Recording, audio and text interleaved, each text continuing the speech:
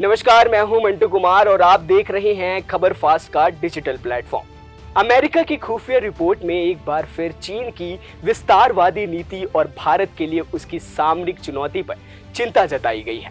Report में कहा गया है कि प्रधानमंत्री नरेंद्र मोदी की रक्षा नीति वैश्विक नेतृत्व को मजबूत करने, चीन का सामना करने और भारत की सैन्य क्षमताओं को बढ़ाने पर केंद्रित रहेगी। भारत चीन को अपना मुख्य प्रतिद्वंदी मानता है, जबकि पाकिस्तान को एक सीमित सुरक्षा समस्या के रूप में देखता है, जिसे नियंत्रण में रखा जा सकता है। रिपोर्ट्स के अनुसार चीन अपने पीपुल्स लिबरेशन आर्मी यानी कि PLA के सैन्य ठिकाने म्यांमार, पाकिस्तान और श्रीलंका जैसे देशों में स्थापित करने की योजना पर विचार कर रहा है। यदि ऐसा होता है तो ये भारत के लिए गंभीर सामरिक खतरा बन सकता है, क्योंकि ये देश भारत की सीधी समुद्री और थल सीमाओं के निकट है। यह स्ट्रिंग ऑफ पल्स रणनीति का ही एक हिस्सा माना जा रहा है, जिसके तहत चीन हिंद महासागर में अपनी प्रभाव को बढ़ाना चाहता है। अमेरिकी रिपोर्ट्स के अनुसार ये प्रयास चीन की वैश्विक सैन्य मौजूदगी बढ़ाने की मंशा को दर्शाता है और इससे भारत की सुरक्षा स्थिति पर प्रतिकूल असर पड़ सकता है। रिपोर्ट्स में बताया गया है कि मई 2024 के मध्य में भारत और पाकिस्तान की सेनाओं के बीच सीमा पार गोलीबारी और हमलों के बावजूद भारत की रणनीतिक सोच में चीन को प्राथमिक खतरे के रूप में देखा जा रहा है।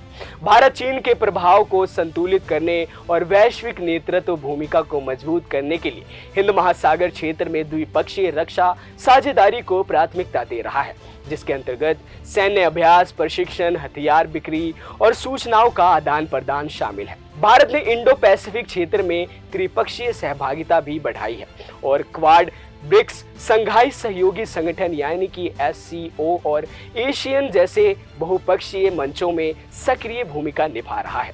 रिपोर्ट्स में यह भी बताया गया है कि अक्टूबर 2024 के अंत में भारत और चीन ने पूर्वी लद्दाख में वास्तविक नियंत्रण रेखा यानी कि LAC की 2 विवादित इलाकों से सेनाएं पीछे हटाने पर सहमति बनाई। हालांकि ये कदम सीमावर्ती तनाव को कुछ हद तक कम करता है, लेकिन सीमा विवाद अब भी अनसुलझा है। गौरतलब है कि 2020 में भी इसी इलाके में दोनों देशों के सैनिकों के बीच झड़प देखी गई थी, जिसमें कई जानें भी गई।